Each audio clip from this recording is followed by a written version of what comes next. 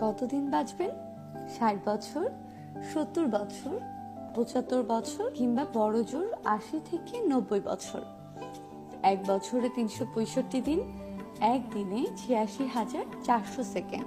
এত অল্প সময়ে মন খারাপের সুযোগ কই? কেন মন খারাপ করছেন? কেন এত রাগ, অভিমান, অভিযোগ পুষে নিজের জীবনের সুন্দর সময়গুলোকে নষ্ট করছেন? কারো জন্য নিজের জীবনের সময় নষ্ট করা বোকামি ছাড়া আর কিছুই না। নিজেকে ভালো রাখতে শিখুন, ভালো থাকুন, নিজের জন্য বাঁচুন।